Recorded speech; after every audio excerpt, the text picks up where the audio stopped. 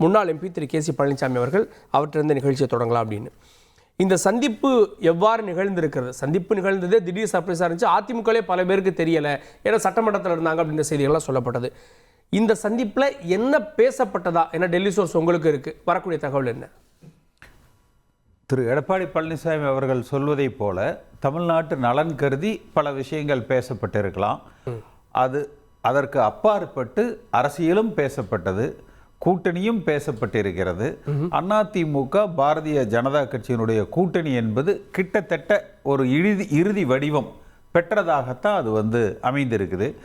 அதை வெளிப்படையாக அறிவிப்பது இன்னும் சில காலத்திற்கு பிறகு அறிவிக்கலாம் என்கிற அந்த கால தாமதம் மட்டும்தான் இருக்கே ஒழிய கிட்டத்தட்ட கூட்டணி உறுதியான நிலையில் இருக்கு. திரு அண்ணாமலை அவர்கள் சொன்னாருன்னு சொன்னீங்கல்ல, 3 அணிகளாக கூட இருக்கலாம்னு.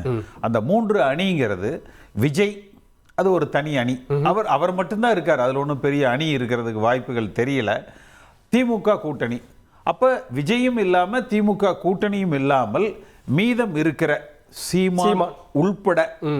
சீமான் உள்பட அனைவரையும் ஒரு கூட்டணிக்கு கீழ் கொண்டு வருகிற முயற்சி, ஒரு வலிமையான கூட்டணியை கட்டமைக்கிற ஒரு முயற்சி தற்பொழுது நடந்து கொண்டு இருக்கிறது. இல்லை, இந்த பேச்சு இப்போ 2 பேர் சந்திச்சிருக்கிறது மூலமாக இந்த பாதையில் பயணிக்க போகிறாங்கன்னு புரிஞ்சுக்க முடியுது. ஆனால் கூட்டணியானா சொல்ல மாட்டாங்க, சீட் ஷேரிங் ஒப்பந்தம்லாம் லேட் ஆகும்.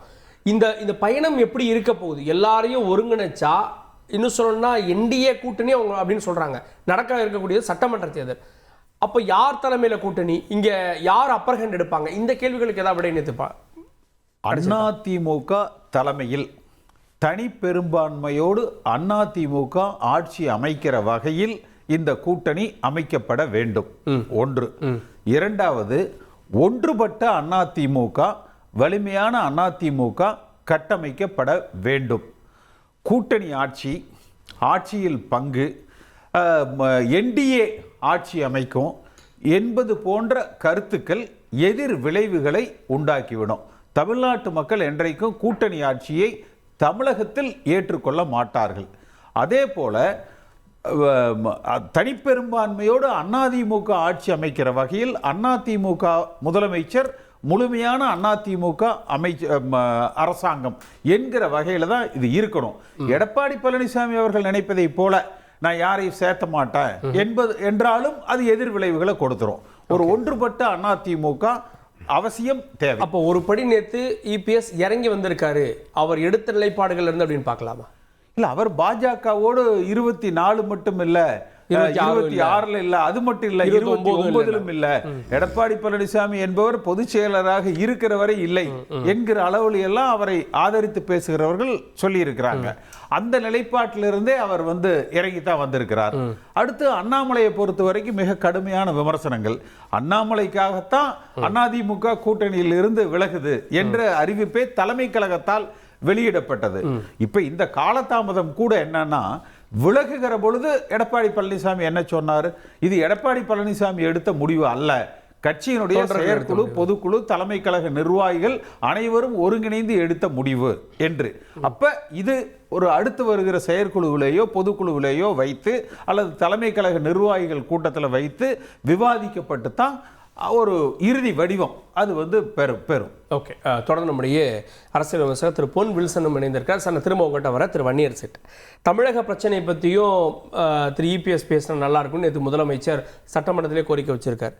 தமிழக பிரச்சனை தான் பேசணும், கூடுதலாக டாஸ்மாக் விவகாரம் பற்றி சொன்னோம், சட்டம் ஒழுங்கு சரியில்லைன்னு சொன்னோம், காவிரி குண்டாரை பற்றி பேசணும், நடந்தாய்வாழி காவேரி பற்றி பேசணும் அப்படின்னு தமிழக பிரச்சனை பற்றி நேற்று உள்துறை அமைச்சர்கிட்ட எதிர்க்கட்சி தலைவர் பேசியிருக்கார். பார்வையின் அது பேசியிருந்தால் வரவேற்கக்கூடியது தான், அதில் எந்த நமக்கு சந்தேகமும் தேவையில்லை.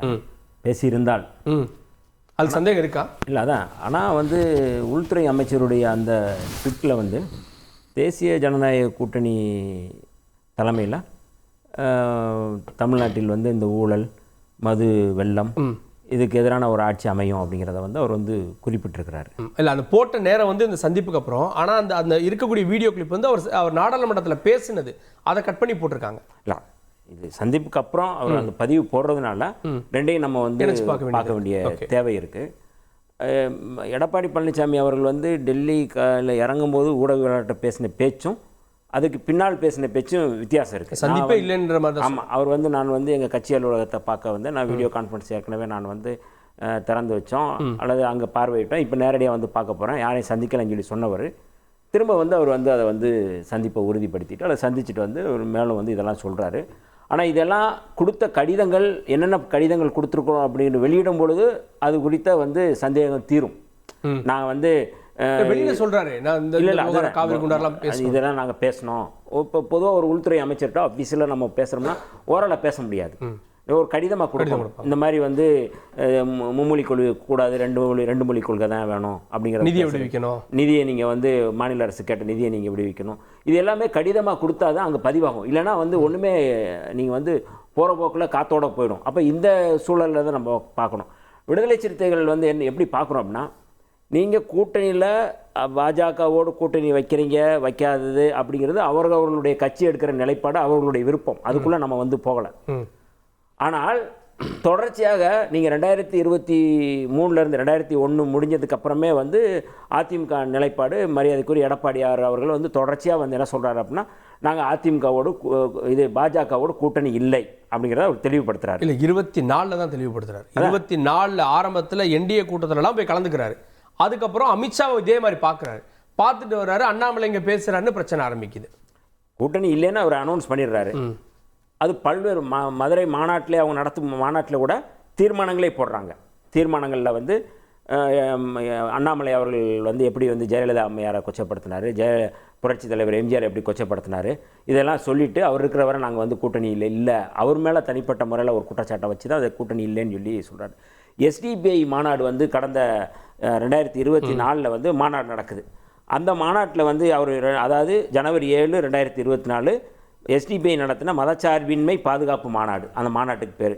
அந்த மாநாட்டில் அவர் பேசுகிறாரு, எதிர்வரும் நாடாளுமன்றம் மற்றும் சட்டமன்ற தேர்தலில் பாஜகவுடன் கூட்டணி இல்லை என்பதை திட்டவட்டமாக நான் அறிவிக்கிறேன் சொல்லி அவர் வந்து அறிவிக்கிறார். இது எல்லாம் கடந்த காலங்களில் அவர் பேசினது தான், அறிவித்தது தான். கடந்த காலத்தில் அவர் அறிவித்ததன் அடிப்படையில் தான் எஸ்டிபிஐ போன்ற இஸ்லாமிய அமைப்பு வந்து அந்த கூட்டணியில் போய் சேர முடிந்தது. நாங்கள் விடுதலை சிறுத்தைகள் என்ன சொல்கிறோம்னா, தெளிவாக ஆரம்பத்திலேருந்து சொல்கிறோம், இவங்க 2 பேருமே வந்து புரிந்துணர்வு ஒப்பந்தத்தின் அடிப்படையில் ஒரு கள்ள கூட்டணி தான் இது அப்படிங்கிறத நாங்கள் வந்து தொடர்ச்சியாக சொல்லிட்டு இருக்கோம். இப்போ 24லையும் அதை தான் நாங்கள் சொன்னோம். நீங்கள் வந்து வெளிப்படையாக அதை தான் பேசணும். நீங்கள் வந்து இது வந்து ஒரு புரிந்துணர்வு ஒப்பந்தத்தின் அடிப்படையில் பிரிஞ்சிருக்கிறாங்க கட்டாயம். ஏன்னா நீங்கள் வந்து அதுக்கு முன்னாடி அவங்க கூட்டணியில் இருக்கும்போது கூட 2021 கூட்டணியில் இருக்கும்பொழுது என்னென்ன மசோதாக்கள் கொண்டு வந்தாங்களோ அந்த மசோதாக்களை கண்ண மூடி நாடாளுமன்றத்தில் ஆதரித்த கட்சி அதிமுக. சரி, கூட்டணியை விட்டு வெளியே வந்துட்டோம். வெளியில் வந்த பிறகும் வந்து 2024 பிறகு வந்து நீங்கள் வந்து நாடாளுமன்றத்தில் ஒரு நாடு ஒரு தேர்தலை நீங்கள் வந்து ஆதரிக்கிறீங்க. அதாவது கூட்டணியில் இருக்கும்போது ஆதரித்தது அப்படிங்கிறது கூட்டணி தர்மம் நீங்கள் சொல்லலாம். கூட்டணியை விட்டு வெளியே வந்த பிறகும் நீங்கள் வந்து ஆதரிக்கிறீங்க. அந்த தில்லி சீர்திருத்த மசோதா ரொம்ப முக்கியமானது, மாநில உரிமை தொடர்பான ஒரு மசோதா. அந்த மசோதையை நீங்கள் வந்து ஆதரிச்சுட்டு அமித்ஷாவுக்காக நான் ஆதரிச்சேன்னு சொல்லி சொல்கிறது எப்படி வந்து சரியாக இருக்கும்? அப்போ இவர்கள் வந்து ஏற்கனவே வந்து மரியாதைக்குரிய அண்ணன் பழனிசாமி அவர்கள் சொன்னது போல் இந்த கூட்டணி வந்து ஏற்கனவே வந்து திட்டமிட்டு தான் வந்து அவங்க வந்து இதை நகர்த்துறாங்க. இன்றைக்கி அது வந்து உறுதிப்படுத்தியிருக்கிறாங்க. உறுதிப்படுத்துகிற அனௌன்ஸ் இல்லை, அறிவிப்பு இல்லை. ஆனால் நீங்கள் வந்து ஒரு உள்துறை அமைச்சரை வந்து சந்திக்கிறீங்க அப்படின்னா முதல்ல வந்து காலையில் இறங்கும்போது யாரையும் சந்திக்கலைன்றீங்க, அப்புறம் சந்திக்கிறீங்கன்னு சொல்கிறீங்க. ஒரு ஆக்கப்பூர்வமான ஒரு அதிகாரப்பூர்வமான எதிர்க்கட்சி தலைவருக்கு முறைப்படி வந்து நாங்கள் அங்கே சந்திக்கிறோம் அப்படிங்கிறது ஒரு புரோட்டோக்கால் இருக்குது, போகிறது எல்லாமே இருக்குது. ஆனால் இது அப்படி இல்லை. இது வந்து நீங்கள் வந்து சட்டசபையில் முதலமைச்சர் அனௌன்ஸ் பண்ணதுக்கப்புறம் அதிமுக காரங்களுக்கே அங்கே தெரியுது, இல்லைன்னா வந்து சட்டசபையில் இருக்கிற மற்றவங்களுக்கு தெரியுது, எல்லாருக்குமே தெரியுது. இதை வந்து வெளிப்படையாக அவர் சொல்லலை. இது ஒரு ரகசிய பயணமாக கொண்டு போய் நிறுத்துறாரு. அப்படிங்கும்போது ரகசிய பயணம்னே ஒரு சந்தேகம் இருக்குது. ஆமாம், இதில் வந்து நீங்கள் வந்து என்ன அடிப்படையில் நீங்கள் வந்து போகிறீங்க, எந்த அடிப்படையில் வந்து பார்க்குறீங்க, என்ன அதில் பின்னணி இருக்குது அப்படிங்கிறத நம்ம சொல்கிறோம்.